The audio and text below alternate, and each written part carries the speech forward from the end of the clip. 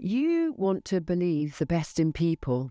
You want to trust your heart, your instincts, your hopes. But when it comes to liars, hope can blind you, because here's the truth. Liars always show red flags. Always. It's just that we're often too invested, too hopeful, or too afraid to see them for what they are. Today I'm going to show you the biggest 5 red flags every liar shows, and why we so often ignore them until it's too late. So, why we miss the signs? Before we dive into the red flags, let's talk about why we miss them. It's not because you're foolish. It's because you're human. We're wired to seek connection, to give people the benefit of the doubt, to believe what we're being shown, especially when it taps into something we deeply want. Liars rely on this. They know you'll explain away any inconsistencies. They know you'll cling to the good moments and minimize the bad ones. You don't miss the red flags because you're blind. You miss them because you were hoping they were not what they look like. Hope can be beautiful, but hope without discernment is how we get hurt. So, the 5 red flags. Here are the 5 red flags every liar shows and how to spot them early. Firstly, stories that don't quite add up. Liars often slip up when recounting details. Timelines feel fuzzy, small facts change, and you'll notice strange gaps in their stories. And when you question them, they get defensive, not clarifying. So, how to spot it? Ask gentle, clarifying questions.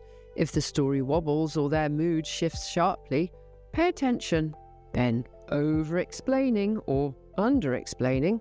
Liars do either give too many irrelevant details to sound too convincing, or get vague and evasive when pressed. Both are signs of fabrication, not authenticity. And how you spot it? Notice if the answer feels off compared to the question you have asked. Real answers are simple. Lies, well, they're wonderfully complicated. Then, sudden mood changes when challenged. Healthy people can handle gentle questioning. Liars often snap, guilt trip, or play the victim the moment they feel cornered. They turn your reasonable doubt into being your fault, making you feel guilty for asking. And how to spot it? Notice if basic curiosity triggers anger, sadness, or blame shifting.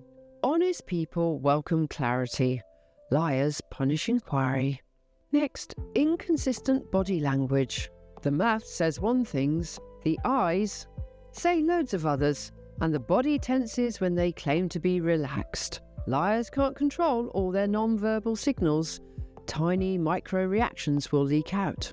And how to spot it? Focus less on what they're saying and more on how you feel. If something feels off, even if you can't explain it, trust that and watch the eyes.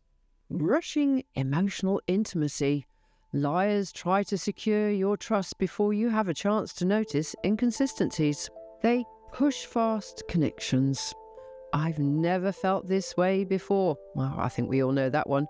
You're my soulmate, definitely that one. And we're meant to be, most definitely that one. It sounds romantic, but actually it's strategic. How you spot it?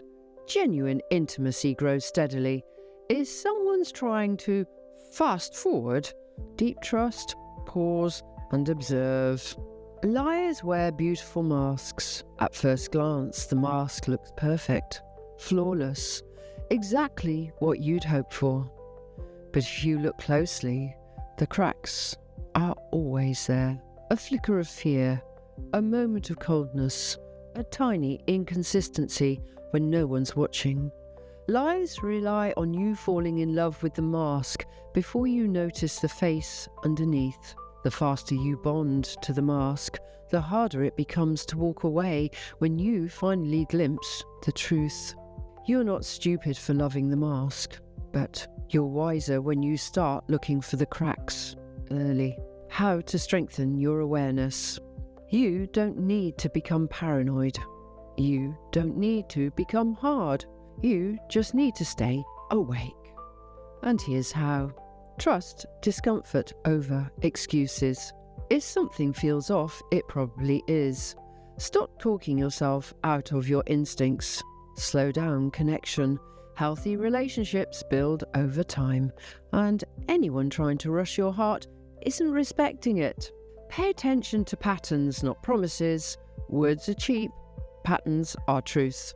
And when someone shows you who they are, even just a glimpse, believe it the first time.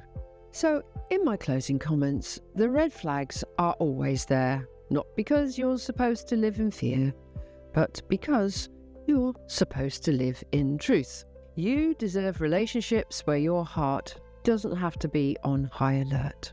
You deserve connections built on clarity, not confusion. Seeing red flags early isn't cynical, it's self-respect. You're not closing your heart, you're protecting it. And the more you honour what you see, the less anyone will be able to deceive you again.